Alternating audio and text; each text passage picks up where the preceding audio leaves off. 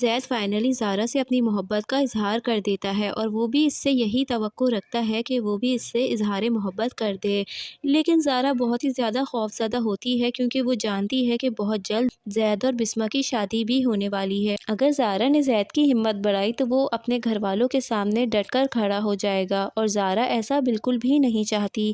وہ نہیں چاہتی کہ اس کی وجہ سے زید اور اس کے پیرنٹس کے درمیان لڑائی ہو جائے، اسی لیے وہ بار بار زید کے سامنے انکار ہی کر رہی ہے۔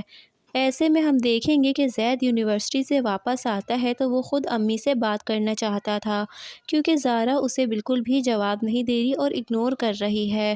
زید کسی قیمت میں بھی بسمہ سے شادی نہیں کرنا چاہتا، وہ سوچتا ہے کہ وہ خود اپنی امی سے بات کرے گا۔ زید اپنی ماں سے جا کر بات کرتا، لیکن اس سے پہلے ہی اکبر علی زید کو آڑے ہاتھوں لیتے ہوئے کہتے ہیں کہ تم یونیورسٹی میں زارا کے ساتھ کیا کرتے پھر رہے ہو؟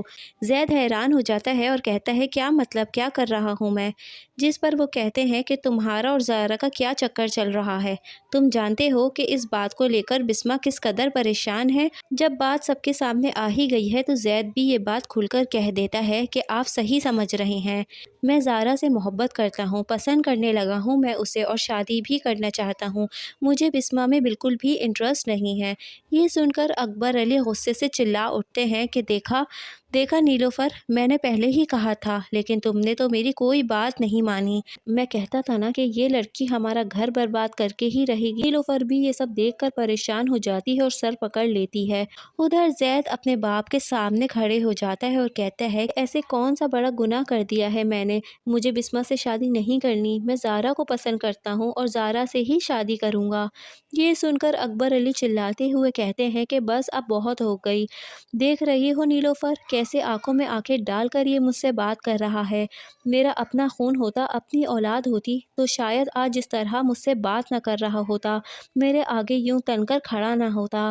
باپ کے منہ سے یہ الفاظ سن کر زید بہت ہی زیادہ دل برداشتہ ہو جاتا ہے، کیونکہ پہلے تو ساری دنیا اسے لے پالا کہہ کر پکارتی رہی، لیکن اپنے باپ کے منہ سے یہ بات سننے کے بعد زید کو بہت ہی زیادہ تکلیف ہوتی ہے۔ وہ بنا کچھ بولے وہاں سے چلا جاتا ہے۔